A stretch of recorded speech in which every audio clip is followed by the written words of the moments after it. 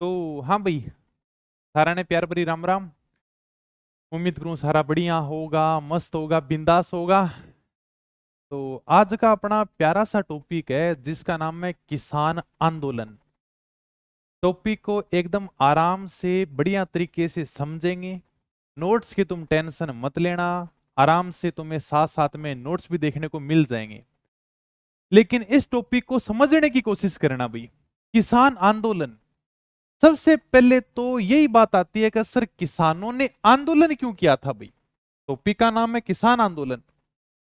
आंदोलन क्यों की किसानों ने? राजस्थान में जब अंग्रेजों का अधिकार हो गया, तब अंग्रेजों ने ऊंची लगान दरें लगाना शुरू कर दिया। हमारे राजाओं ने अंग्रेजों के साथ में क्या कर ली थी? सहायक संधियां कर ली थी।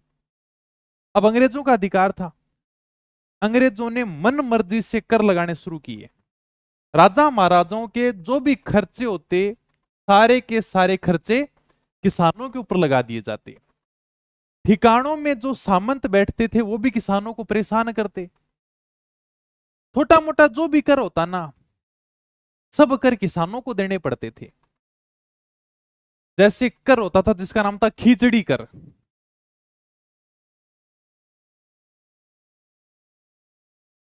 खिचड़ी कर क्या है सर? अगर राजा की सेना किसी गांव से गुजरेगी, तो राजा की सेना के लिए खाने पीने की व्यवस्था, ठहरने की व्यवस्था उस गांव वालों को करनी होगी। मतलब राजा की सेना का सारा खर्चा उस गांव के किसानों को देना होता था। एक कर होता था जाजम कर। जाजम कर तो आज भी है। जाजम कर सर, जिसमें अगर कोई जमीन खरीदेगा या बेचेगा तो उसे टैक्स देना पड़ेगा। आज भी अपन जमीन को खरीदते हैं तो उसकी क्या करानी पड़ती है? रजिस्ट्री करानी पड़ती है। 10 लाख का प्लॉट लेते हो, 1 लाख रजिस्ट्री के लग जाते हैं। एक कर होता था सिंगोटी कर। अगर आप सींग वाले पशुओं को खरीदोगे, बेचोगे, तो आपको टैक्स देना पड़ेगा। छोटे मोटे टैक्स तो अपन आज भी दे रहे हैं। वो बात अलग है कि आजकल हम पैसे वाले हो गए हैं, इसलिए हम किस चीज के ऊपर कितना टैक्स दे रहे हैं इसका हमें पता ही नहीं है। किसानों के ऊपर जो सबसे बड़ा टैक्स लगता था ना, उसका नाम था लाटा कुंता। ये आपने थोड़ा बहुत सुना होगा। ये तो छोटे मोटे कर बताए मैंने। सिंगोटी यानी कि अगर सींग वाले पशु हैं, गाय है, भैंस है, अगर आप इनको बेचोगे, खरीदोगे, तो राजा को टैक्स देना पड़ेगा, सामंत को टैक्स देना पड़ेगा। ये तो छोटे मोटे कर चलते रहते थे। तो सबसे बढ़िया कर लगता था, उसका नाम था लाटा कुंता। इसके बारे में बात करते हैं। सर ये लाटा कुंता क्या है? अपने खेत में जो फसल होती है, उसे काट कर हम गठरी बनाते हैं। जैसे मान लो कि गेहूं की फसल है, गेहूं को हमने काट लिया, हमने गेहूं की क्या बना ली? गठरी बना ली। इन गठरियों को कहा जाता था लाटा।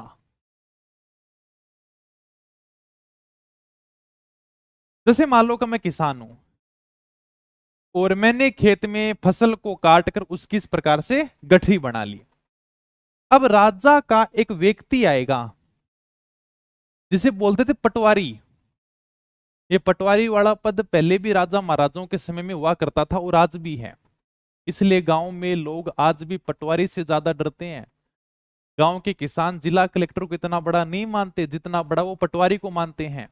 क्योंकि राजा के समय से यह उदाहरणा बनी हुई थी कि पटवारी कुछ भी कर सकता है।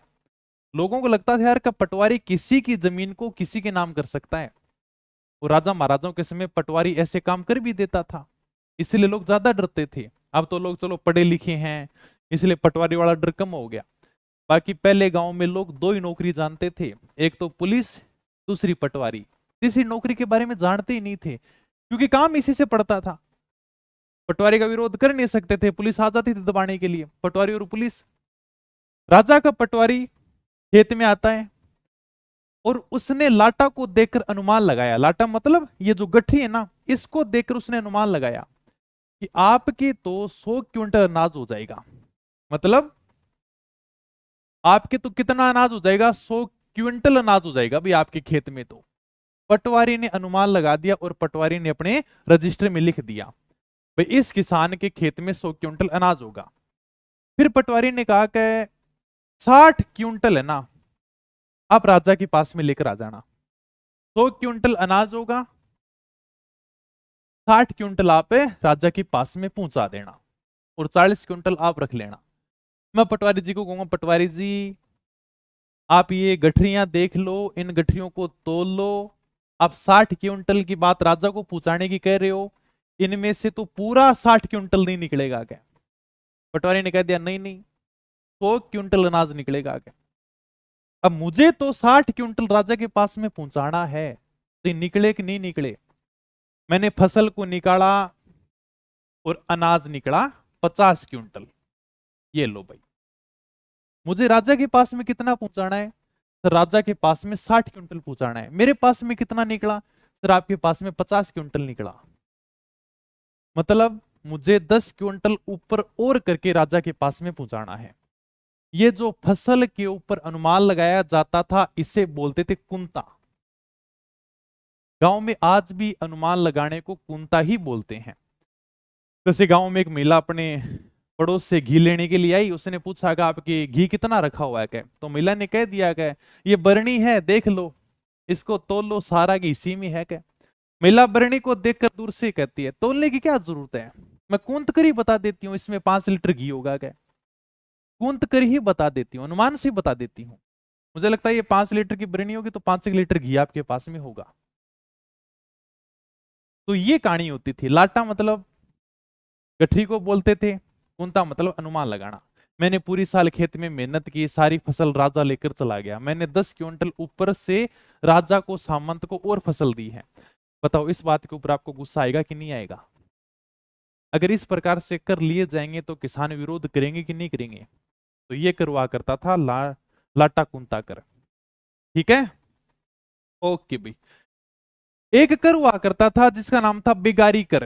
बेगारी तो वैसे तुम समझ जाओगे, बिना मजदूरी के काम कराना, मतलब बिना पैसे के काम करवाया जाता है। किसानों से पूरे दिन सामंत के घर में, खेत में काम करवाया जाता, उनको एक पैसा नहीं दिया जाता। ये होती थी बेगार। ओके, तो ये नॉर्मल सी वो बातें हैं जहां से किसान आंदोलन की नींव शुरू होती है। कुल मिलाकर जो किसान थे ना, वो इन करों से परेशान थे। जैसे हम पढ़ेंगे बिजोलिया के अंदर छोटे मोटे 84 प्रकार के कर लिए जाते थे। अब ये थोड़ा सा लिखने वाला काम कर लो भाई। ब्रिटिश आधिपत्य मतलब अंग्रेजों के आने के बाद में ऊंची लगान दरें लगने लगी थी। किसानों के ऊपर, राजा महाराजाओं के ऊपर खर्चों का बोझ बढ़ गया था।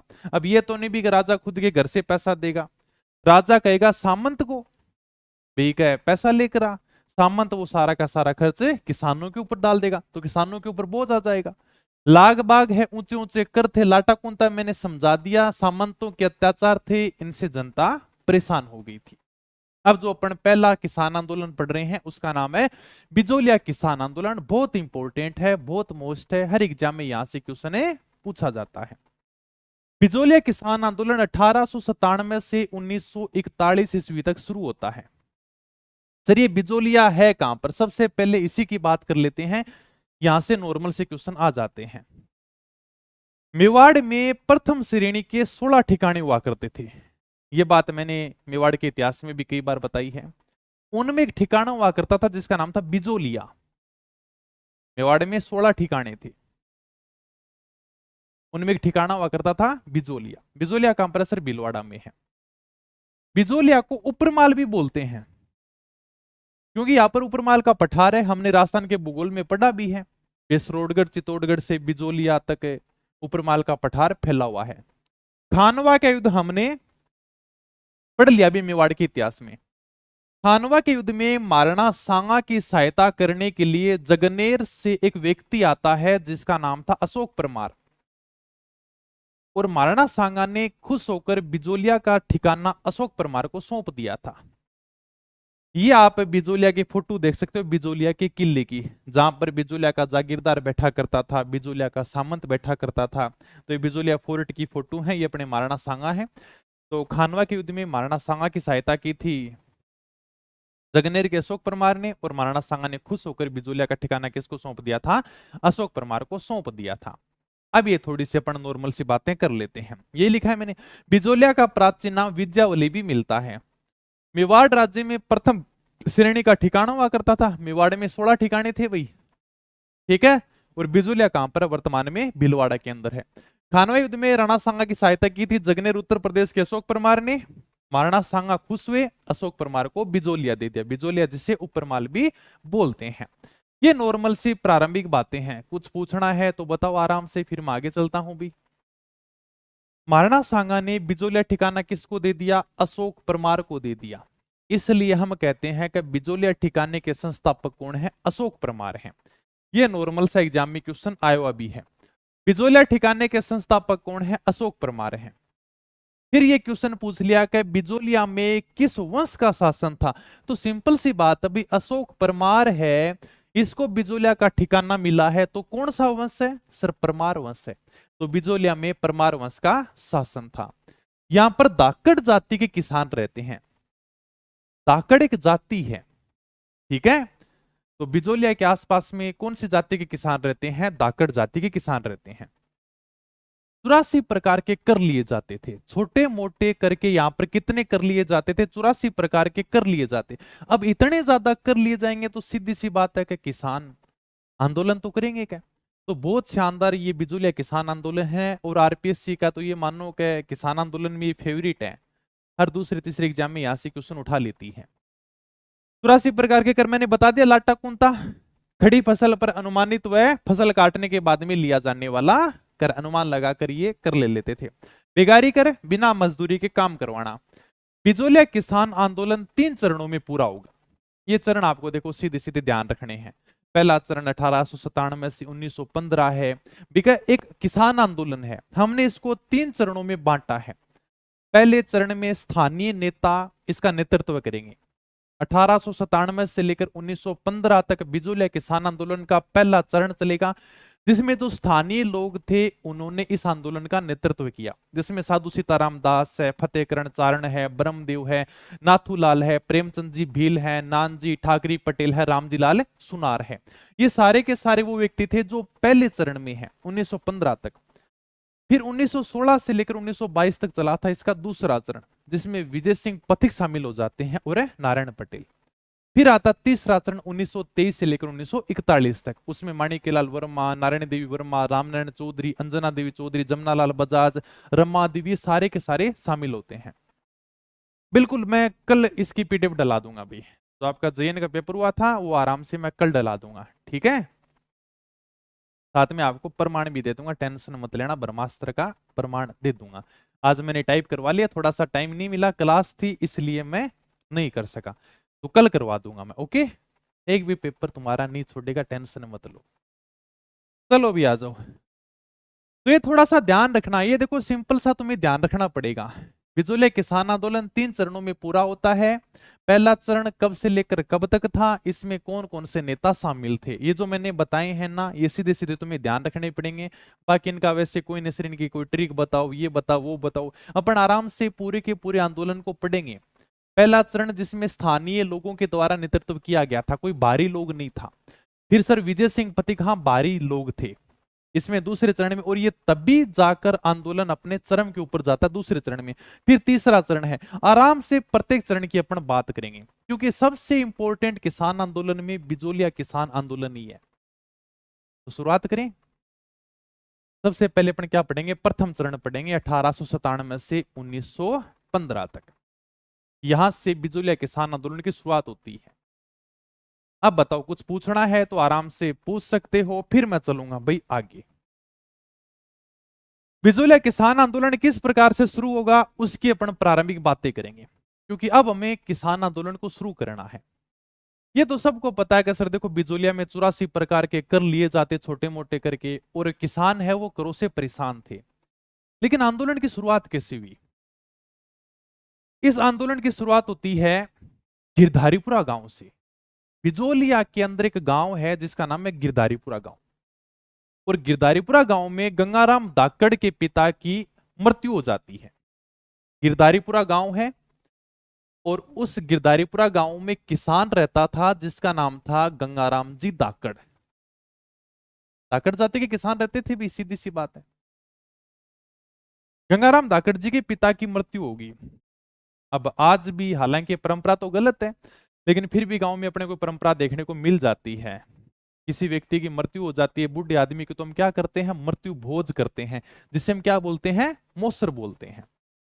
तो मृत्यु भोज में, मोसर में समाज के आसपास के जितने भी गांव के लोग होते हैं सारे के सारे आते हैं। मृत्यु भोज तभी करते हैं जब बुढ़े आदमी की मृत्यु होती है। 12 दिन तक बैठक चलती रहती है, एक थाली होती है जिसमें बीड़ी सिगरेट के बंडल पड़े रहते हैं। रिश्तेदार और आसपास के गांव के लोग आते रहते हैं। लोग आते हैं, आते ही सबसे पहले राम राम करते हैं, फिर 1-2 मिनट चुपचाप बैठे रहते हैं, फिर बोलते हैं कि हॉस्पिटल ले गया आगे गए। सामने वाला व्यक्ति जवाब देता है कि ना, सुबह 4 बजे दर्द से उठ्यो, गाड़ी लेने गया, जितना ही तो दादू जी चल बस्या। हम बूढ़े आदमी की मृत्यु का कोई दुख नहीं मनाते। जिसकी ज्यादा उम्र में मृत्यु होती है उसकी तो बेखुंटी और निकालते हैं। सर ये बेखुंटी क्या होती है, नहीं समझे तो कोई बात नहीं, मैं कला संस्कृति में समझाऊंगा तुम्हें। इसी प्रकार से प्रत्येक चित्र लाकर समझाऊंगा, तब समझोगे बेखुंटी क्या होती है। मृत्यु बोझ में यही है भाई, कहते हैं गांव वाले का, हमारा शरीर नश्वर है, आत्मा अमर है, इस नश्वर शरीर के लिए ज्यादा दुख नहीं करना चाहिए। हम 12वें दिन मृत्यु भोज में शामिल होकर क्या कहते हैं, मिठाई खाते हैं। जब गांव के लोग मृत्यु भोज में शामिल होते हैं तो शर्त लगाकर मिठाई हलवा पूरी खाते हैं कि कौन ज्यादा खाएगा। और खाना खाने के बाद में साइड में जाकर बोलते हो रहे हैं, ना रे लाडू बूंदिया तो डालडा घी का बनाया आ गया, देसी घी काम में कौन लियो क्या। जब खाएंगे तब तो उनको डालडा घी लगेगा नहीं, और खाना खाने के बाद में कमियां निकालना शुरू कर देते हैं। फिर खाना खाने के बाद में 5-7 लोग इकट्ठा हो जाते हैं, फिर बात करेंगे सरपंच जी की, यार अब की बार गांव में सरपंच किसको बनाएगा। तो ये सारी की सारी बातें चल रही थी गिरधारीपुरा गांव में। गंगाराम दाकड़ किसान था, इसके पिता की मृत्यु हो गई थी, तो किसान इकट्ठे होकर सारे के सारे इसी प्रकार की बातें कर रहे थे। पहले तो मिठाई उठाई वाली बातें की, फिर सरपंच की बातें करने लगे, फिर बोले यार बिजोलिया का जागीरदार कर ज्यादा ले रहा है क्या। इधर उधर की बातें कर रहे थे तो राजनीति की बातें आ गई। बोला हाँ यार कर तो ज्यादा ले रहा है, 84 प्रकार के कर ले रहा है। इन्हीं लोगों में एक व्यक्ति था जिसका नाम था साधु सीताराम दास। ये भी आए हुए थे, वे बिजोलिया के थे। ये लाइब्रेरियन थे। लाइब्रेरियन समझते हो, पुस्तकालय अध्यक्ष। ये लाइब्रेरियन की नौकरी कर रहे थे। साधु सीताराम दास नौकरी लगे हुए थे, और हमारे समाज में नौकरी लगे हुए बंदे की इज्जत थोड़ी ज्यादा ही होती है, उसकी बातें सब सुन भी लेते हैं। जैसे आज आप बेरोजगार हो, अगर किसी को समझाने जाओगे ना तो सब बोलेंगे तो आप कौन होते हो भी हमको समझाने वाले, बीच में बोलने वाले। आज आपकी बात कोई नहीं सुनेगा। मान लो कल तुम पुलिस में नौकरी लग गए, कांस्टेबल ही बन गए, तुम्हें 2 से 3 गांव का बीट अधिकारी बना दिया जाएगा। 2-3 गांव के जो लोग होंगे वो आपकी बात को सुनेंगे, आपकी इज्जत करेंगे। कोई भी काम होगा तो आपके पास आएंगे कि ये हमारे कौन है, बीट अधिकारी हैं। उस गांव में कोई भी लड़ाई झगड़ा हो जाएगा ना तो सबसे पहले रिपोर्ट आपके पास में आएगी, कभी आप इनको समझाओ क्या। तो सारा का सारा जो भी उनका कोई चरित्र सत्यापन करना हो, जो भी 2-3 गांवों का काम देखना वो आपको ही देखना है। और उसी गांव के लोग आपकी बात मानेंगे, इज्जत करेंगे। फर्क किसका है, केवल नौकरी का ही है। इसी तरह साधु सीताराम दास नौकरी वाले थे। सरपंच जी की बातें चल रही थी तो ये पास में जाकर बोले कि भाई क्या बातें कर रहे हो गए। बोले जागीरदार की बातें कर रहे हैं, 84 प्रकार के टैक्स ले रहा है, किसान सारे के सारे परेशान हैं। तो ये थोड़े पढ़े लिखे आदमी थे, बोले शिकायत कर दोगे। बिजोलिया जागीरदार था कृष्ण सिंह परमार, किसकी शिकायत किसको करोगे, कि मेवाड़ के महाराणा फतेह सिंह जी, तो इनके पास में शिकायत कर दो भाई। जागीरदार के ऊपर राजा होता है भी, जैसे मेवाड़ में 16 ठिकाने हैं, 16 ठिकानों में जागीरदार बैठता है, तो इन 16 ठिकानों के ऊपर कौन है, सीधी सी बात है मेवाड़ का राजा है। तो आप मेवाड़ के महाराणा के पास में शिकायत करो। मेवाड़ के महाराणा कहां बैठते हैं, उदयपुर में बैठते हैं। तो मेवाड़ के महाराणा फतेह सिंह के पास में जाएगा कौन शिकायत करने के लिए, 2 व्यक्तियों को तैयार किया गया, जिनके नाम रखे नानजी और ठाकरी पटेल। 2 व्यक्ति तैयार किए भाई कि ये 2 व्यक्ति जाएंगे।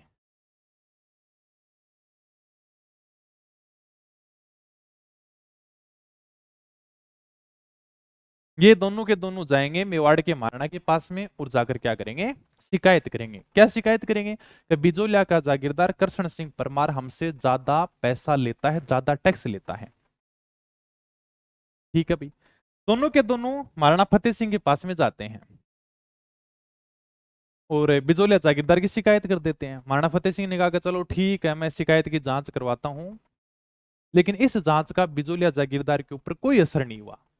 अभी सीधी सी बात है, आज तुम कह दोगे कि हमें तो प्रधानमंत्री जी से मिलना है, तो कोई इतना आसान काम तो था नहीं कि तुम जाते ही उनसे मिल लोगे क्या। उसी प्रकार से मेवाड़ के महाराणा के पास में मिलना बड़ा दुर्लभ काम था, आप मिल ही नहीं सकते। इन्होंने अपनी शिकायत लिखकर वापिस आ गए, कोई असर नहीं हुआ। ये थोड़ी सी बातें अपन लिख लेते हैं। तो इस प्रकार से बिजोलिया किसान आंदोलन शुरू होता है। गिरधारीपुरा गांव से गंगाराम दाकड़ के पिता की मृत्यु का जो मोसर है वो चल रहा था, जिसमें किसान इकट्ठे हो रखे थे, और साधु सीताराम दास के कहने पर दो व्यक्तियों को तैयार किया गया। मेवाड़ के महाराणा फतेह सिंह के पास में गए, लेकिन कोई समाधान नहीं निकला। ठीक है, क्लास से संबंधित कुछ पूछना है तो पूछ सकते हो, बाकी आराम से और कॉपी पेस्ट मत करो भाई। चलो फिर आगे। प्रथम चरण 1897 से 1915 तक नेतृत्व किया था स्थानीय लोगों ने। ठीक है, लोकली लोग थे, बाहरी लोग इसमें कोई नहीं था। 1897 में गिरधारीपुरा गांव है, गंगाराम दाकड़ है, इसके पिता की मृत्यु पर मृत्यु भोज का प्रोग्राम था, जिसे अपन मोसर भी बोलते हैं। तो किसान सारे के सारे इकट्ठे हो रखे थे। साधु सीताराम दास, जिनका जन्म बिजोलिया में हुआ था 1884 में, इन्होंने कहा कि देखो हम बिजोलिया जागीरदार कृष्ण सिंह परमार की क्या करेंगे, शिकायत मेवाड़ के महाराणा फतेह सिंह से करेंगे। अब देखो ये बात मेरी भी समझ में नहीं आई। क्या बात समझ में नहीं आई सर? 1897 में किसान आंदोलन शुरू होता है, इनका जन्म 1884 में, लेकिन किताबें 1884 लिख रखी हैं। अब इसमें मैं भी कुछ नहीं कर सकता, और प्रमाणिक किताबों के अंदर है, किसी में 1880 भी देखने को मिल सकता है। अब लेकिन इसके ऊपर मैं और भी करूंगा, लेकिन लगभग जो प्रमाणिक किताबें देखिए ना, उनका अंदर जन्म 1884 ही है। हालांकि तुमसे नहीं पूछेगा कि साधु सीताराम दास का जन्म कब हुआ था। ठीक है, अब इसमें दे रखा है तो किताबों में दे रखा है, और ये भी नहीं कभी प्रमाणिक किताबों में है। और फिर कहते हैं कि 1897 में प्रोग्राम था, और उसके अंदर इस किसान सम्मेलन में बात कह रहे थे भी, उसके अंदर कह रहे थे कि आप शिकायत मेवाड़ के महाराणा फतेह सिंह से करोगे। ठीक है, चलो कोई नहीं, इसके ऊपर मैं और देखूंगा, बाकी यही अपने को लगभग डेट देखने को मिलती है। चलो आ जाओ, बाकी ज्यादा मत ध्यान रखना, केवल इतना ध्यान रखना कि साधु सीताराम दास जी का जन्म बिजोलिया में हुआ था। बाकी देखो पुराने आदमियों के सन कोई वो तो है नहीं कि सब लिखते थे, वो केवल किताबों में सबके अलग अलग देखने को मिलती है। हाँ, तो इन्होंने कहा कि हम बिजोलिया जागीरदार कृष्ण सिंह परमार की शिकायत किसके साथ में करेंगे, मेवाड़ के महाराणा फतेह सिंह के साथ में करेंगे भाई, इनकी शिकायत करेंगे। ये मैंने बात तुम्हें बता दी है। दो व्यक्तियों को तैयार किया गया, जिनका नाम था नानजी और ठाकरी पटेल। इनको मेवाड़ के महाराणा फतेह सिंह के पास में भेजा गया, लेकिन इस शिकायत का कोई भी परिणाम हमें देखने को नहीं मिला। ये बातें हमने सारी की सारी समझ भी ली हैं और आराम से पढ़ भी ली हैं भाई। हाँ, और बताओ, कुछ पूछना है? फिर मैं आगे चलता हूं। बिजोलिया का जागीरदार था कृष्ण सिंह परमार। कृष्ण सिंह परमार के खिलाफ कोई कार्रवाई नहीं हुई, तो जागीरदार के हौसले बुलंद हो गए। जागीरदार ने कहा अच्छा, बिजोलिया वाले मेरी शिकायत करने के लिए मेवाड़ के महाराणा के पास में गए थे, लेकिन ये तो भला हो, मेवाड़ के महाराणा ने मेरे खिलाफ कोई एक्शन नहीं लिया क्या। तो कृष्ण सिंह परमार के हौसले बुलंद हुए, और उसने 1903 में बिजोलिया के किसानों के ऊपर एक नया कर लगा दिया, जिसका नाम था चौरी कर। एक नया कर लगाया भाई, और इस कर का नाम क्या रखा? बिजोलिया के जागीरदार कृष्ण सिंह परमार ने इस कर का नाम रखा चौरी कर। ये बताओ कि चौरी समझते हो क्या? अगर तुम्हारी शादी होगी तो तुम आराम से समझते होगे। अगर कुंवारा हो तो देखो कई कैस कहां क्या। शादी के समय हम जिसके चारों ओर फेरे लेते हैं वो क्या होती है? चौरी होती है। मेघराज मुकुल की चौरी नाम से बहुत शानदार कविता है। जब चौरी के चारों तरफ फेरे लिए जाते हैं, उस समय की जो भावना है वो कविता के माध्यम से बताई गई है। राजस्थानी भाषा में है, आपको सुनाता हूं, अगर पसंद आ जाए तो ठीक है, बाकी तुम्हें कोई याद तो करनी नहीं है। चौरी नाम से बड़ी शानदार दो चार लाइनें हैं कि जब यानी कि दुल्हा दुल्हन चौरी के ऊपर बैठे हुए हैं, उनके फेरे हो रहे हैं, उस समय की कविता है कि मन में आसारी जोत जगी, नैना में रूप कंवारो हो, हिवड़े में सुपनो मुड़के हो, सुपने में प्रीतम प्यारो हो, सुध बुध खो बैठी रातड़ली तारा ने नींद न आवे ही, जद चांद बादली में रम गयो तो प्रीत मगन मन गावे ही, तन सु मन सु बचना सु जद दो प्राण एक होवन लाग्या, अग्निरी जोत जगी ऊंची दो मन मोती पौन लाग्या, आधे अंगरी धिराणी जद ले लियो प्रथम पावन फेरो, तो मन में बोली परिणीता अब साजन तू हो गयो मेरो। आद्य अंगरी धीराणी जद ले लियो प्रथम पावन फेरो। आद्य अंगरी धीराणी किसको बोलते हैं? आद्य अंगरी धीराणी पत्नी को बोलते हैं। ले लियो प्रथम पावन फेरो, जब यानी कि उसने चौरी के चारों ओर पहला फेरा ले लिया, तो मन में बोली परिणीता, तो मन में पत्नी बोलती है अब साजन तू हो गयो मेरो। जद दूजो फेरो लियो नार आभो धरणी मिल गया सागे। जद तीजो फेरो लियो नार तो अमर प्रीत आई आ गए। दो पल में दुनिया बस जाती, दो पल में जग जाती बाती। दो पल में बिना लिख पाती, मन के चानने पड़ी जाती। ये थोड़ी सी कविता है राजस्थानी भाषा में। तो चौरी क्या है, दो पवित्र आत्माओं को जोड़ने का काम करता है। और उसी चौरी के नाम पर बिजोलिया के जागीरदार कृष्ण सिंह ने एक कर लगा दिया जिसका नाम रखा चौरी कर। अगर किसान अपनी लड़की की शादी करेगा तो उसे 5 रुपए कर देना पड़ेगा। कितने रुपए कर देना पड़ेगा? अगर शादी करेगा तो 5 रुपए कर देना पड़ेगा। सर 5 रुपया तो छोटा सा ही तो हाँ, आज के समय तुम्हें 5 रुपए छोटे लग रहे हैं। अगर तुम बात करोगे 1903 की तो यही 5 रुपए की कीमत 5 लाख से भी कम है भाई। उस समय के 5 रुपए, सोच सकते हो तुम 5 रुपए किसको कहते थे? तो 5 रुपए तो बहुत बड़ी बात होती थी। 5 लाख भी इसके सामने छोटे लगेंगे क्या? किसानों ने कहा कि यार लड़की की शादी पर कर किस प्रकार से लिया जा सकता है। आज भी अगर गांव में किसी लड़की की शादी होती है तो हमें शादी में नहीं बुलाया जाता। फिर भी बड़े बुजुर्ग कह कर गए हैं कि लड़की की शादी में कन्यादान जरूर भेजना है। और हम भेजते हैं कि यार कम से कम मेरा कन्यादान तो लिखा हो क्या। पहले के समय में अगर कोई व्यक्ति किसी लड़की की शादी में जाता और हमसे उसे पूछ लेते कभी कहां जा रहे हो क्या, वो कहता गया लड़की की शादी में जा रहा हूं। तुम उसको कहते कि हमारा भी कन्यादान लिखा के आना। हम 100 रुपये निकाल कर कहते कि ले भी शादी में जा रहा लड़की की शादी में, तो हमारा भी 100 रुपये कन्यादान लिखा देना। जहां पर शादी हम उस घर को नहीं जानते, हमारा बुलावा भी नहीं आया, लेकिन हम लड़की की शादी में हमारी तरफ से कुछ ना कुछ जरूर देते हैं।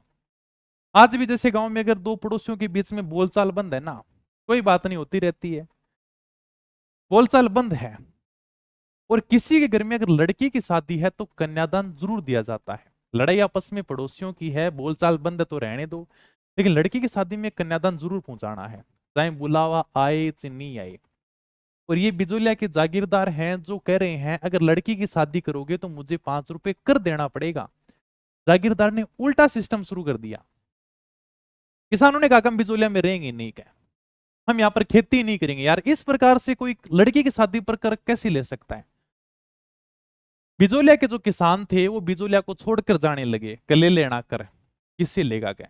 जागीरदार कृष्ण सिंह को लगा यार जब किसान ही नहीं रहेंगे तो मैं कर किससे लूंगा, क्या टैक्स किससे लूंगा। फिर जागीरदार होने का मतलब ही क्या है। जैसे मैं कह दूंगा देखो मैं इस गांव का सरपंच हूं, लेकिन उस गांव में जनता ही नहीं है तो मैं किसके ऊपर सरपंच हूं भाई। किसानों के विरोध को देखते हुए जागीरदार ने कहा कि ठीक है मैं तुम्हारा चौरी कर हटा देता हूं, लेकिन अपने को यह ध्यान रखना है कि बिजोलिया ठिकाने में कृष्ण सिंह परमार के द्वारा 1903 में क्या लगाया गया था, चौरी कर लगाया गया था। समझ जाओगे? ठीक है, ओके भाई चलो सर आगे। यही मैंने लिखे हैं 1903 में जागीरदार राव कृष्ण सिंह ने नया कर लगाया था जिसका नाम था चौरी कर, मतलब लड़की की शादी है तो आपको 5 रुपए कर देना पड़ेगा। अब आगे वाली बात समझते हैं। 1906 के अंदर कृष्ण सिंह की मृत्यु हो जाती है। ये जो जागीरदार था कृष्ण सिंह परमार, इसकी 1906 में मृत्यु हो जाती है। और इनकी जब मृत्यु हुई तो इनकी कोई भी संतान नहीं थी। मतलब अब अगला जागीरदार किसको बनाए। जागीरदार या राजा की जब भी निसंतान मृत्यु होती तो लड़के को गोद लेकर नया उत्तराधिकारी बनाया जाता था। बिजोलिया ठिकाना अशोक परमार को दिया गया था जो उत्तर प्रदेश का था, इसलिए अब की बार भी उत्तर प्रदेश से एक बंदे को गोद लिया जाता है जिसका नाम है पृथ्वी सिंह। इस लड़के को उत्तर प्रदेश से गोद लाकर फिर अपने बिजोलिया का जागीरदार बनाया जाता है, क्योंकि पूरा का पूरा वंश वहीं से आया था। अशोक परमार उत्तर प्रदेश से आया था, जगनेर का। हमारे राजस्थान में रिवाज था कि जो भी नया सामंत बनेगा वो राजा को टैक्स देगा।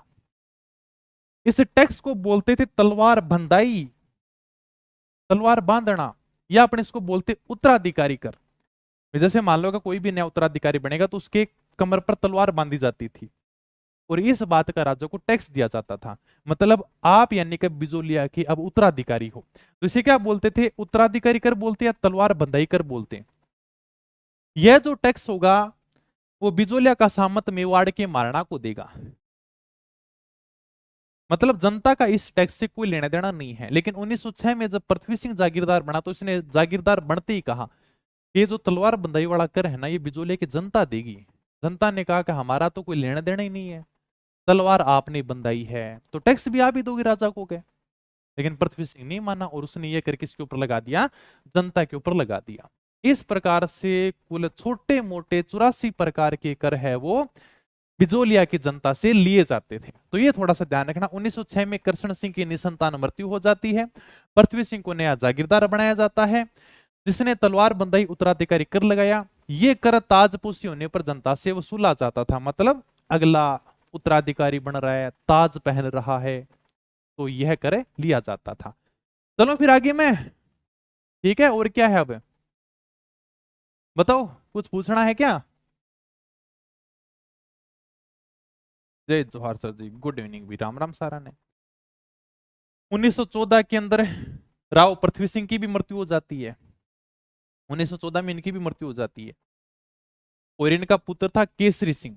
केसरी सिंह छोटी उम्र का ही था, मतलब अल्पवयस्क था।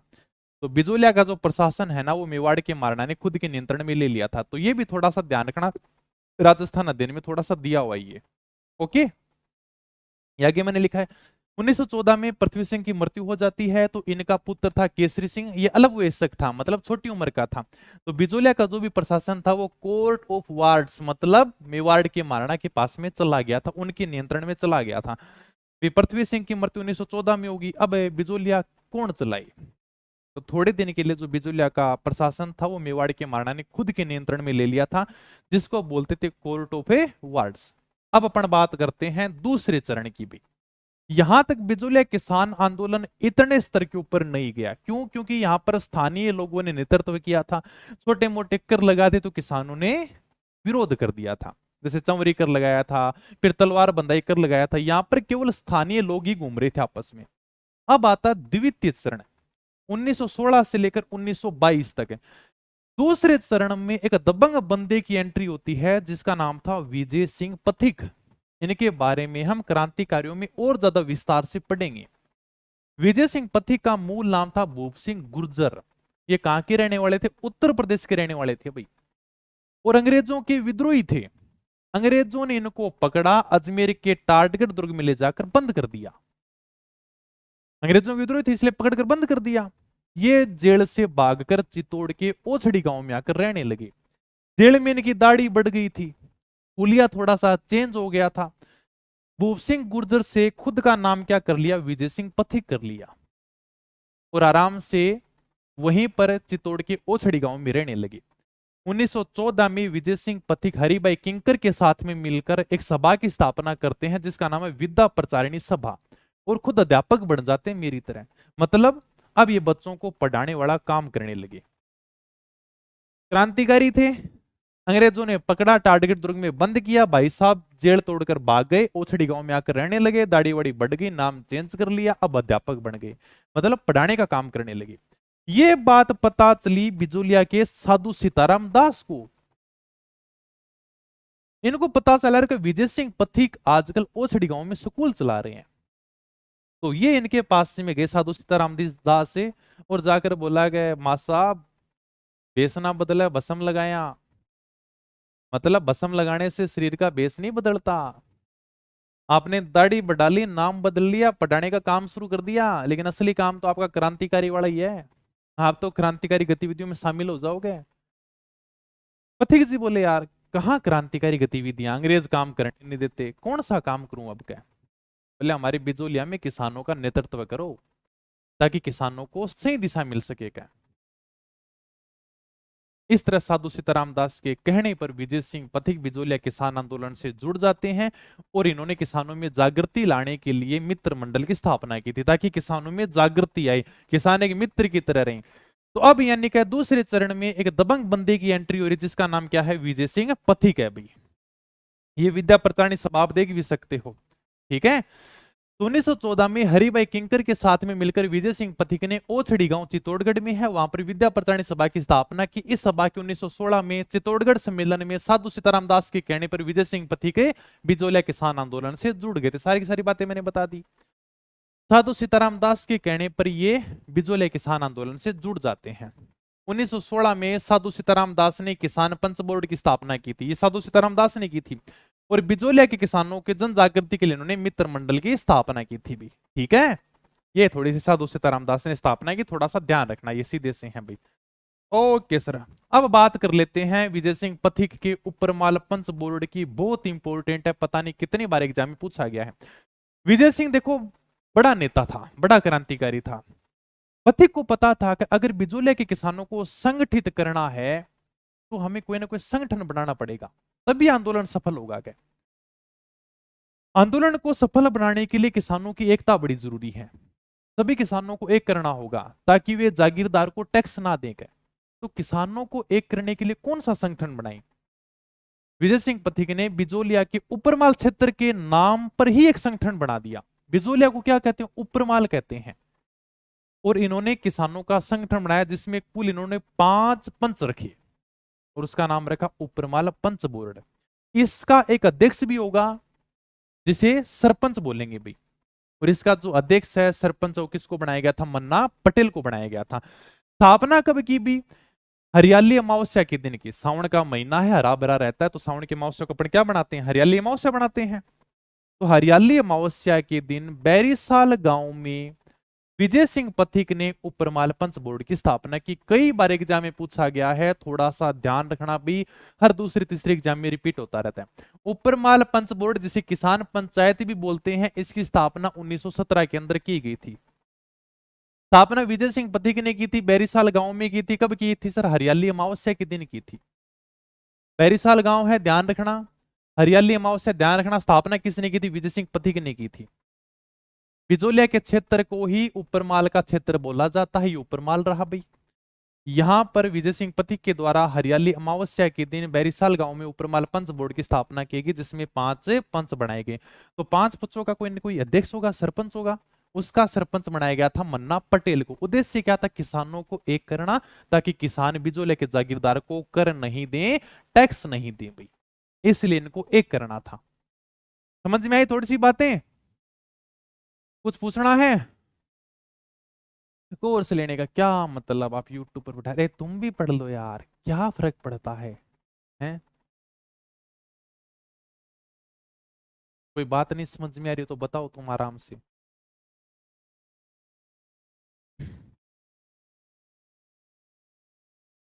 ओके, चलो फिर आगे मैं।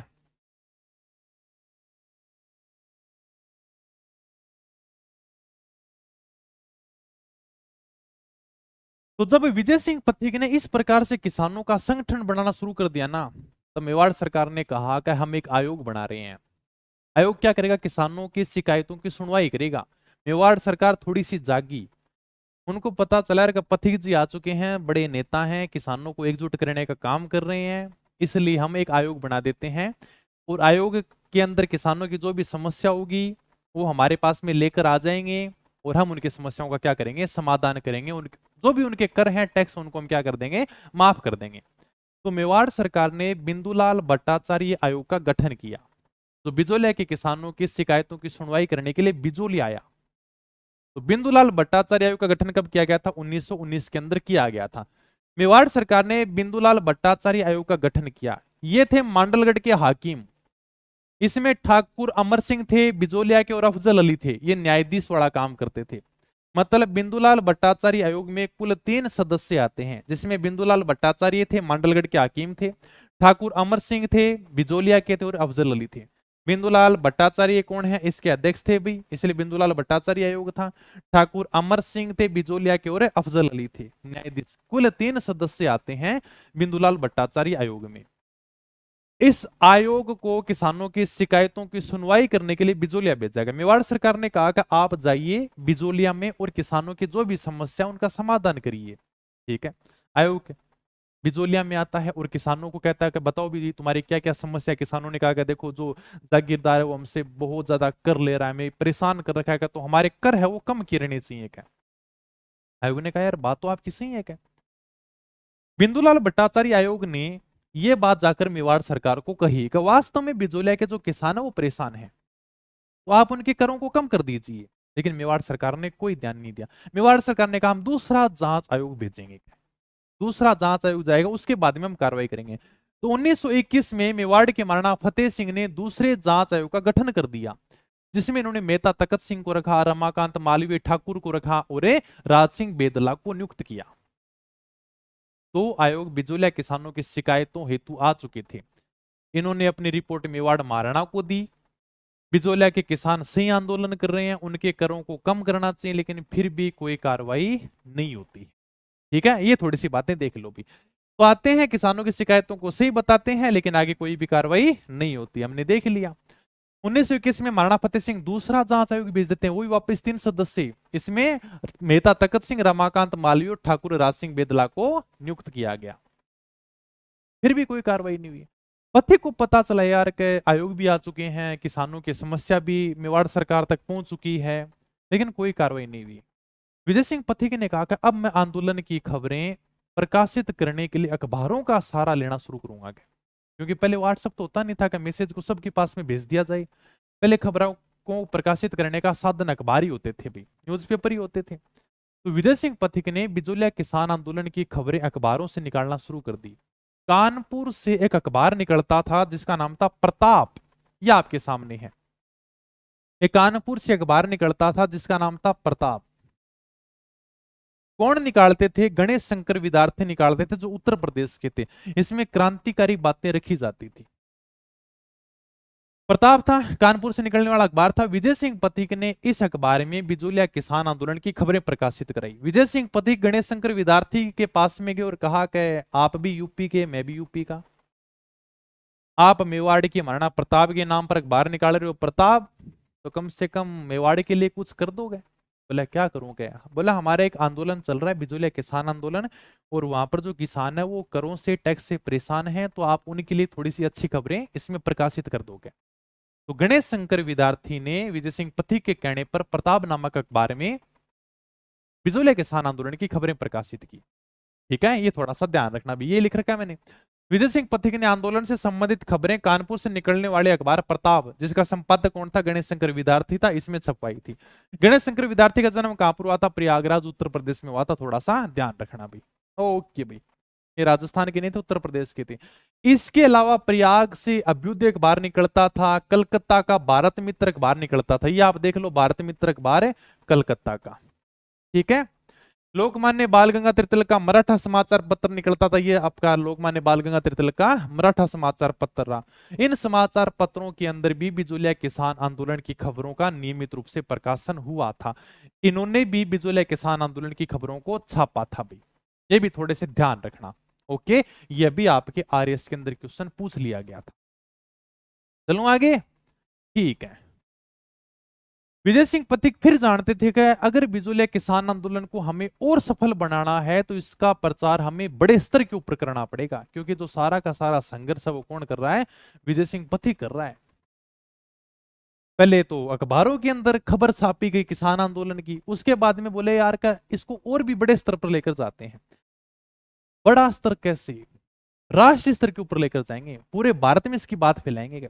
भारत में सबसे बड़ी पार्टी हुआ करती थी जिसका नाम था कांग्रेस। विजय सिंह पथिक को लगा कि कांग्रेस से हमें सपोर्ट लेना चाहिए, अगर कांग्रेस पार्टी हमारा सपोर्ट कर देगी तो हमारी बात बन जाएगी। क्या कांग्रेस का हर 12 महीने में एक अधिवेशन होता था।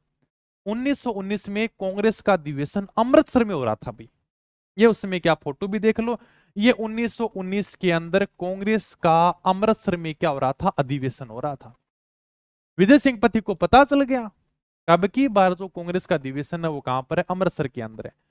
विजय सिंह पथिक इस अधिवेशन में जाकर लोकमान्य बाल गंगाधर तिलक से मिलते हैं और तिलक जी को कहते हैं कि आप हमारी सहायता करो, क्या कम से कम कांग्रेस पार्टी के अधिवेशन में हमारा प्रस्ताव ही रख दो, क्या अगर पार्टी साथ देती है तो हम सफल हो जाएंगे। क्या तिलक जी ने कहा ठीक है, मैं आपका प्रस्ताव तो रख दूंगा, लेकिन प्रस्ताव पास होगा कि नहीं होगा वो अलग बात है भाई। सारे कैंडिडेट इस बात को स्वीकार करेंगे कि नहीं करेंगे वो अलग बात है।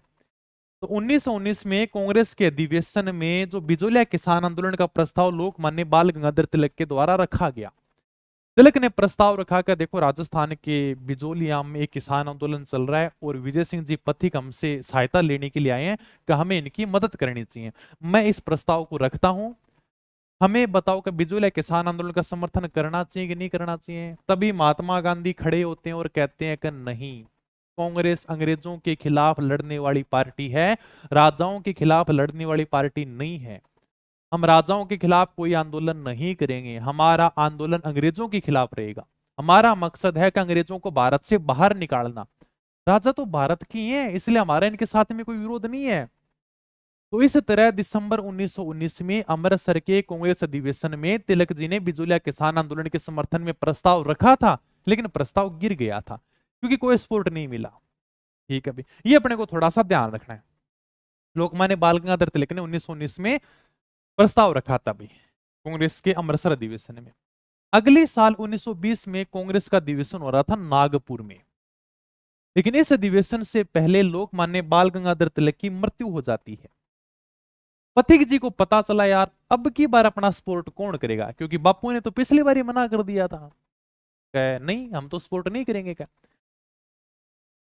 तिलक जी तो है नहीं तो किसको लेकर चले? तो विजय सिंह पथिक थोड़े से तेज आदमी थे, ये बिजोलिया से 2-3 किसानों को साथ में लेकर गए और इन्होंने कहा, विजय सिंह पथिक ने, कि अपने को बापू महात्मा गांधी के पैर पकड़ कर रखने हैं। क्या जब तक बिजोलिया किसान आंदोलन के समर्थन में वो हाँ नहीं कर देना तब तक उनके पैर नहीं छोड़ने हैं। क्या अपने को पैर पकड़ के रखने हैं। किसानों ने जाकर महात्मा गांधी को सारी की सारी बात समझाई, उनके पैर पकड़ लिए, आपका समर्थन बहुत जरूरी है।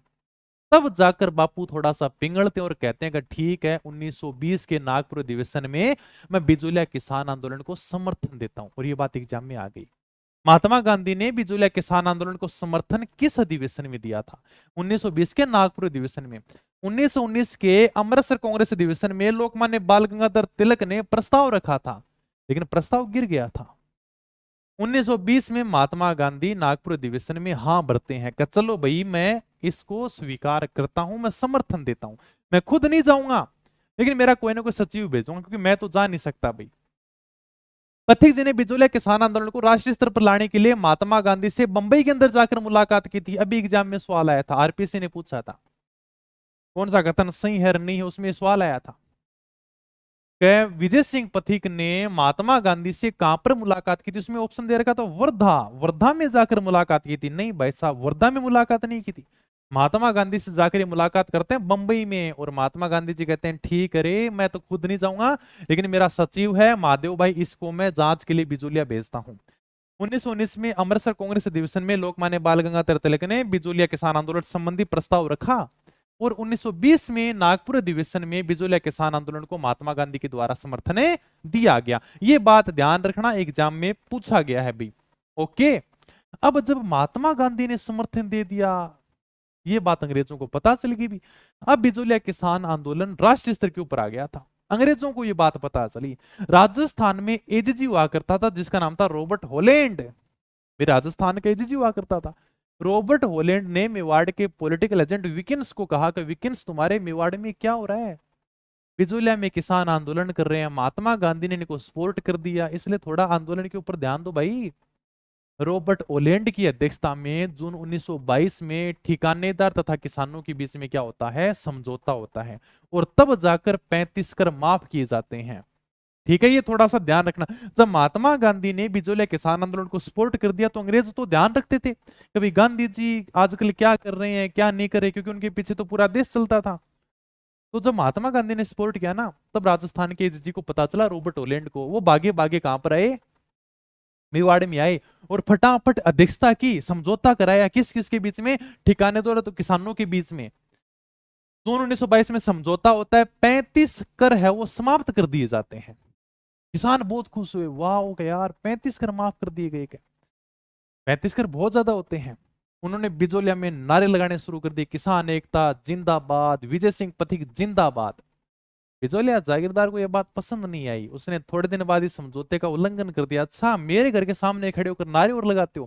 किसानों को कहा अब कर लेगा, क्या कर लेगा, हमने 35 कर माफ करा दिए। और उनके घर के सामने गए, जागीरदार के सामने, और किले के बाहरी नारे लगाने हैं, जब तक सूरज चांद रहेगा विजय सिंह पथिक तेरा नाम रहेगा, हमारे 35 कर माफ करा दिए। जागीरदार बोला अच्छा ये बात है, चल हो गया। समझौते का उल्लंघन कर दिया और किसानों के ऊपर एक नया कर लगा दिया, नया टैक्स लगा दिया। ठीक है, ये थोड़ा सा ध्यान रखना भी। तो जागीरदार ने क्या कर दिया, दोबारा से समझौते का उल्लंघन कर दिया और दोबारा से एक नया कर लगा दिया। अब बिजोलिया किसान आंदोलन का तीसरा चरण शुरू होता है। ओके, किसान दोबारा से विजय सिंह पथिक के पास में जाते हैं। किसान कहते हैं कि महाराज 35 कर माफ कराए थे, दोबारा से कर लगा दिया, समझौते का उल्लंघन कर दिया गया। अब पथिक जी बोले यार अब क्या करूंगे, मैंने तो मुश्किल से तो महात्मा गांधी के पैर पकड़े थे, जाकर कैसे न कैसे करके थोड़े से कम कराए थे, और उन्होंने अपने सचिव को भेजा था और अधिवेशन में समर्थन लिया था, अब क्या किया जाए, इसने तो दोबारा से कर लगा दिए। विजय सिंह पथिक ने किसानों को सलाह दी कि तुम यार खेती करना बंद कर दो, तुम्हारे जो जमीन के पट्टे हैं ना वो बिजोलिया जागीरदार को देकर आ जाओगे, खेती मत करो, किस चीज के ऊपर टैक्स लेगा गया, अगर तुम खेती नहीं करोगे तो हमें टैक्स ही नहीं देना पड़ेगा, और जागीरदार तुम्हारे सामने हाथ जोड़ेगा कि यार खेती कर लोगे, वह तुम्हारे सारे के सारे टैक्स भी माफ कर देगा क्या। किसान बोले हो जाएगी बात इससे, बोला हो आराम से हो जाएगी, पहले इस्तेमाल करो फिर विश्वास करोगे। तो विजय सिंह पथिक के ऊपर सारे के सारे जो सलाह पर किसान थे ना वो जागीरदार के पास में जाते हैं और कहते हैं कि ये पकड़ तेरी जमीन के कागजात, और हमें खेती नहीं करनी, ऊपर से दो चार नारे और लगा दिए, हम अपना अधिकार मांगते नहीं किसी से भीख मांगते। तो किसानों ने अपने जमीन के पट्टे जागीरदार को दे दिए, कहा हम खेती नहीं करेंगे क्या। जागीरदार थोड़ा सा चालाक था, उसने वह जमीन दूसरे किसानों को बेच दी। सारे किसान वापस विजय सिंह पथिक के पास में आते और उनको भला बुरा कहने लगते हैं कि हमने आपकी सलाह के ऊपर जागीरदार को जमीन दी थी और जागीरदार ने जमीन दूसरों किसानों को बेच दी है, क्योंकि जमीन खरीदने वाले तो खूब तैयार बैठे थे। जागीरदार ने अगले दिन अनाउंस करा दिया कभी मेरे पास में जमीनों के पट्टे हैं, किसको चाहिए, किसान भागे भागे हमें चाहिए हमें चाहिए गए, ले जाओ, कम पैसे में जमीन ले जाओगे, जमीनों के पट्टे दे दिए गए। तो किसान भला बुरा कहने लगे विजय सिंह पथिक को, बोला क्या हमारी जमीनों को उसने बेच दिया, अब हमारी जमीन के ऊपर दूसरे किसान खेती कर रहे हैं, हमारे पास में कोई अधिकार नहीं है। विजय सिंह पथिक ने सोचा यार कि मैंने किसानों के लिए आंदोलन किया, किसान अब मुझे ही भला बुरा कह रहे हैं, तो इस बात से दुखी होकर उन्होंने बिजोलिया किसान आंदोलन को छोड़ दिया। ठीक है, तो ये थोड़ा सा ध्यान रखना भाई। ये आगे क्या बात लिख दी मैंने।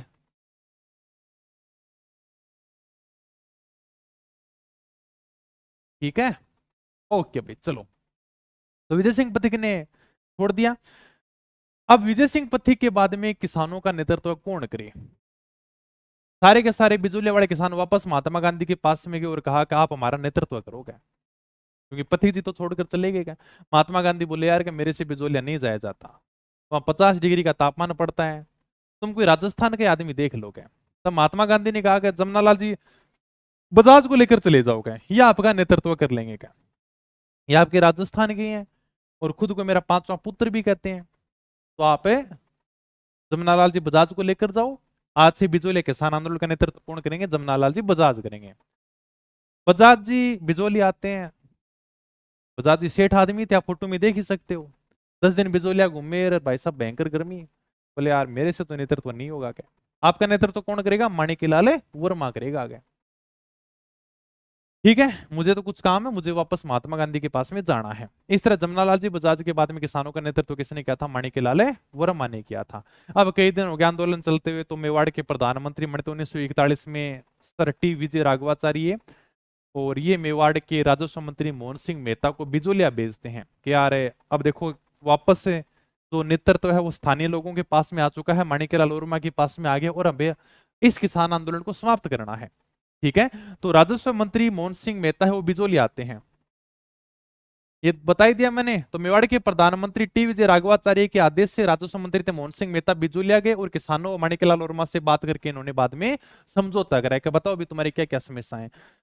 तो मोहन सिंह मेहता के सामने किसानों ने कहा कि देखो जागीरदार कर है वो बहुत ज्यादा ले रहा है, हमारी जमीन भी छीन ली गई है, बोला तुम्हारी जमीन वापस दे दी जाएंगी, जो भी कर है वो कम कर दिए जाएंगे। किसान बोले फिर मेरे को चाहिए नहीं। तब जाकर ये आंदोलन समाप्त होता 1941 के अंदर। तो ये अपने को भाई साहब थोड़ा सा ध्यान रखना है। ओके, चलो भी आगे हो गया, बस बिचौलिया किसान आंदोलन पूरा है। इस आंदोलन का संदेश वाहक था तुलसी भील। आंदोलन का संदेश वाहक कौन था, तुलसी भील। कहते हैं कि तुलसी भील प्रतिदिन 17 किलोमीटर चलता था और बिचौलिया किसान आंदोलन का प्रचार करता था। ठीक है, हाँ, और क्या पूछना है।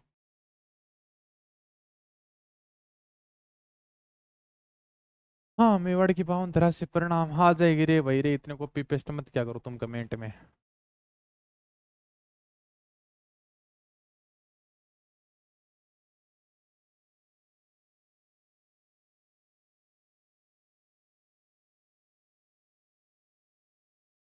चलो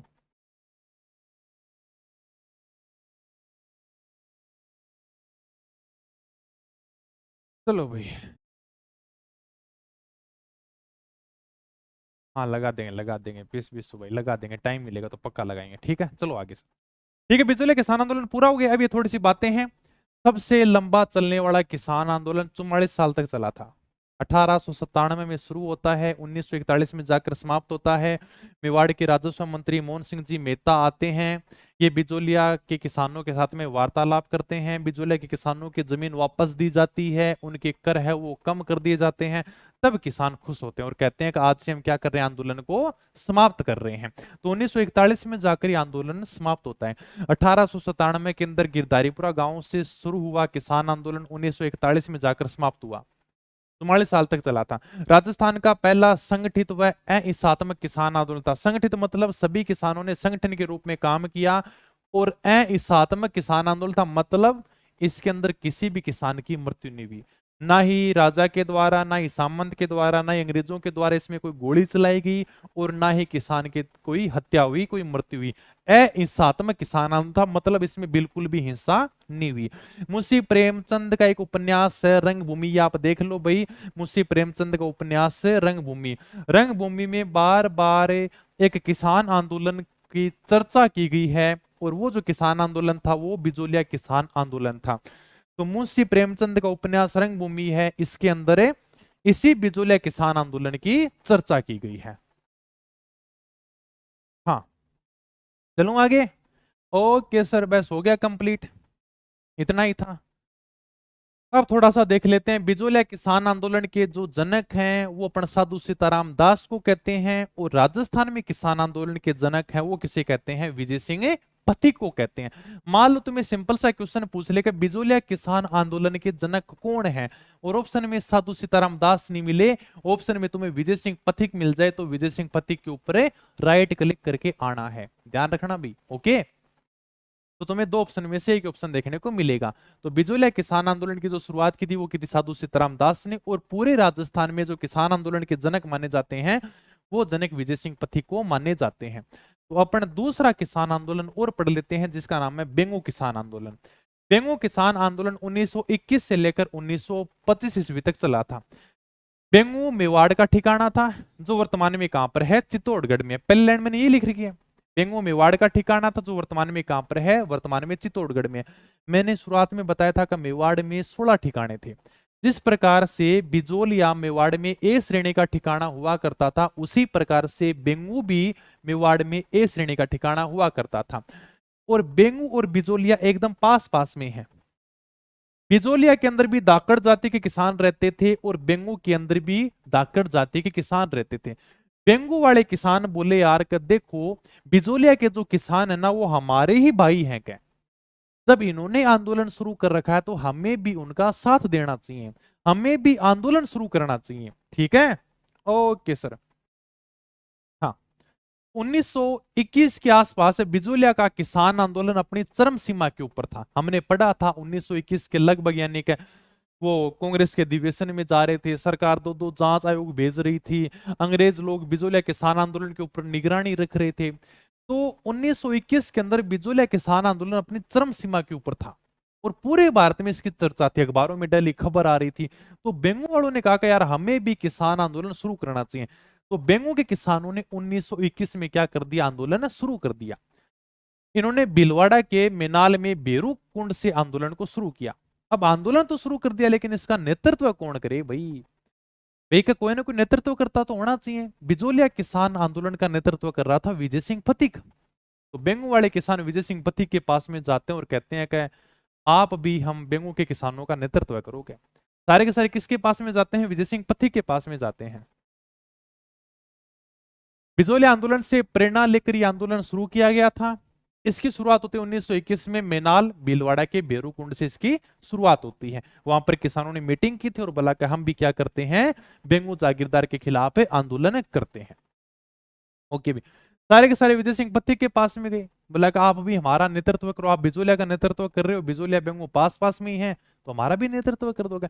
पथिक जी ने कहा कि देखो यार, एक ही जगह में दो जगह एक ही, मतलब किसान आंदोलन के ऊपर मैं ध्यान रख सकता हूँ, दो किसान आंदोलन का नेतृत्व मैं नहीं कर सकता, तो क्या करें कि मेरा दोस्त है रामनारायण जी चौधरी, ये आप सब किसानों का नेतृत्व कर देंगे। इस तरह विजय सिंह पथिक के कहने पर बेंगू किसान आंदोलन का नेतृत्व किसके द्वारा किया गया था? रामनारायण चौधरी के द्वारा किया गया था। तो बेंगू किसान आंदोलन का नेतृत्व करता कौन है? रामनारायण चौधरी। विजय सिंह पथिक ने कहा था कि मेरा बेस्ट फ्रेंड है और ये आपका क्या करेगा? नेतृत्व कर देगा। ओके, ठीक है भाई। तो ये मैंने थोड़ी सी बातें रखी हैं, थोड़ा सा ध्यान रखना भी। फिर पीटे थर्ड ग्रेड में पूछा गया सवाल है चांदखेड़ी घटना 1921। सर ये क्या है?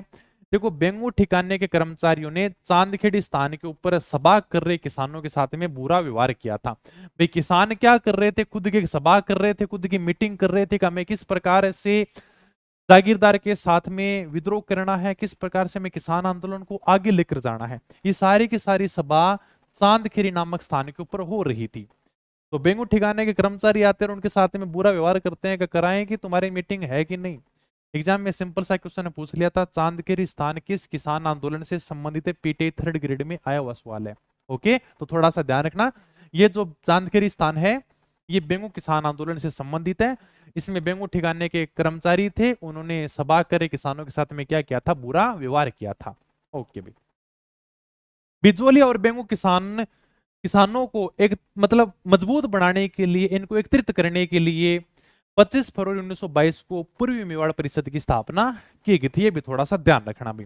तो बिजोलिया व बेंगू गांव के किसानों ने किसान पंचायतों को मजबूत बनाने के लिए 25 फरवरी 1922 को पूर्वी मेवाड़ परिषद की क्या की थी? स्थापना की थी।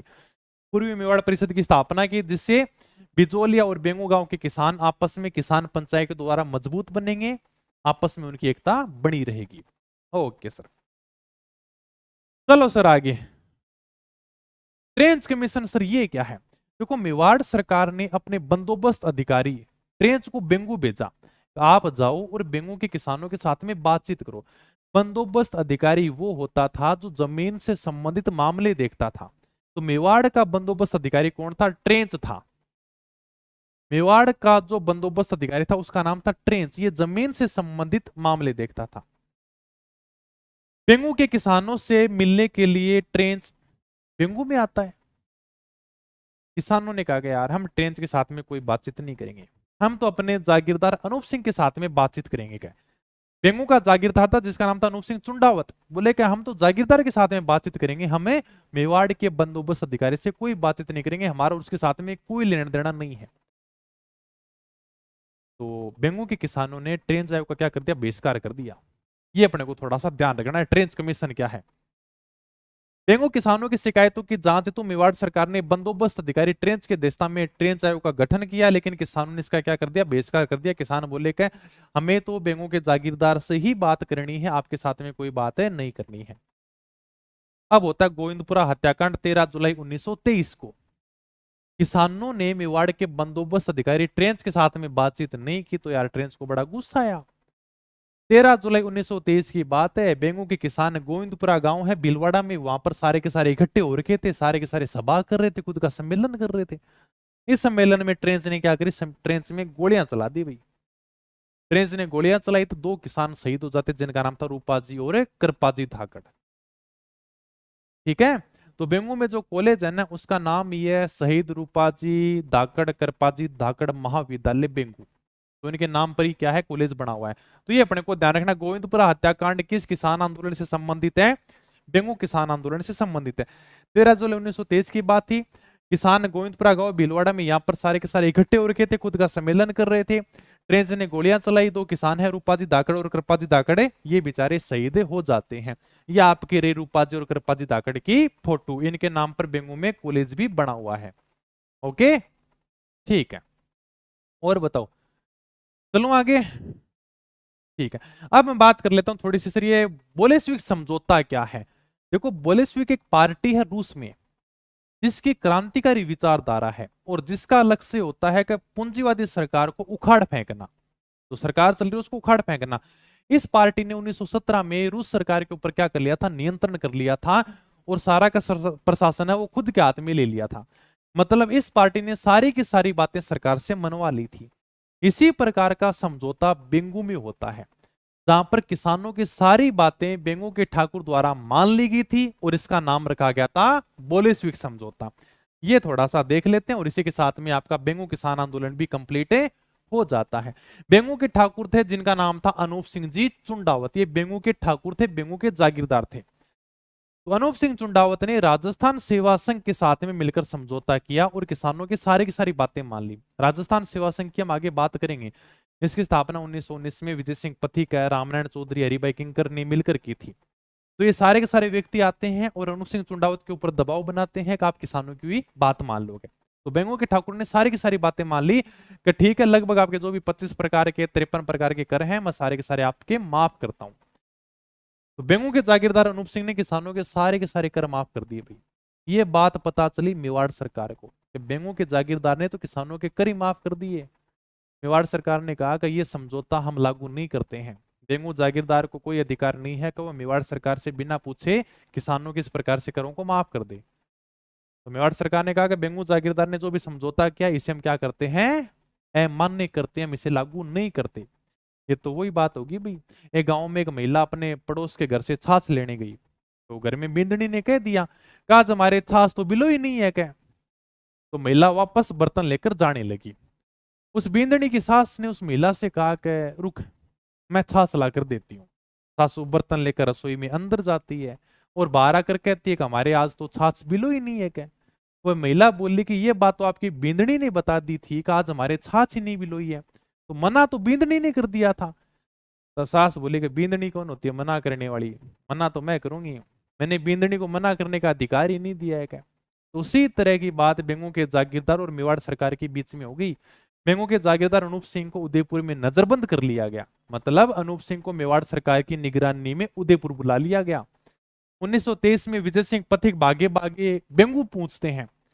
उन्होंने इस बात का विरोध किया कि जब किसानों और बेंगू के जागीरदार के बीच में समझौता हो गया था, किसानों के सारे कर समाप्त कर दिए गए थे, तो मेवाड़ सरकार ये समझौता लागू क्यों नहीं कर रही है। पथिक जी ने विरोध किया तो मेवाड़ सरकार ने पथिक जी को पकड़कर जेल में डाल दिया और धीरे धीरे आंदोलन ये समाप्त हो गया अभी। ओके, तो ये अपन ने दो जो बड़े बड़े किसान आंदोलन थे उनको अपन ने क्या कर लिया है, कंप्लीट कर लिया है।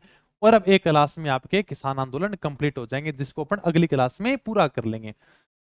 राजस्थान सेवा संघ और बेंगू ठाकुर अनूप सिंह के मध्य समझौता होता है जिसमें किसानों की सारी बातें मान ली जाती हैं। मेवाड़ सरकार ने समझौता लागू करने से मना कर दिया और अनूप सिंह को पकड़कर उदयपुर में नजरबंद कर दिया। 1923 में विजय सिंह पथिक बेंगू पहुंचते हैं तो मेवाड़ सरकार इनको पकड़कर गिरफ्तार करके जेल में डाल देती है और बाद में धीरे धीरे आंदोलन समाप्त हो जाता है। ये लो भाई, इतनी बातें हैं। हाँ, पॉलिटी भी कराएंगे रे भाई, पता नहीं क्या क्या करवाएं, तुम्हें इतनी डिमांड आती है सर, ये करवा दो, वो करवा दो, ये कर दो। हाँ, प्रमुख व्यक्तित्व को करा दूंगा, लगभग क्रांतिकारी में आ जाएंगे वो। ठीक है, और बताओ।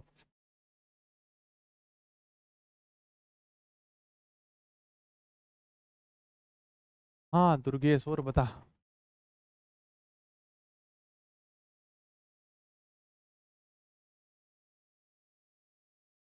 ठीक है, ओके, चलो भाई। सर जी के याद नहीं होती, कुछ नहीं है, मैंने पढ़ा दिया ना, 5 मिनट पढ़ लेना, फटाफट याद हो जाएगी। किताब तुम्हारे पास में ही, उसको पढ़ लेना आराम से, और कल कराऊंगा वो पेपर में। ओके, चलो भाई, ठीक है, मिलेंगे फिर नई वीडियो में। क्लास से संबंधित तुम्हें कुछ पूछना नहीं है, यहाँ से कुछ पूछना होता तो आराम से पूछ लो, बाकी तुम्हारी वही बातें हैं, ये कब होगा, वो कब होगा, ये। चलो फिर मिलेंगे नई वीडियो में, तब तक धन्यवाद, थैंक यू, जय हिंद, जय भारत।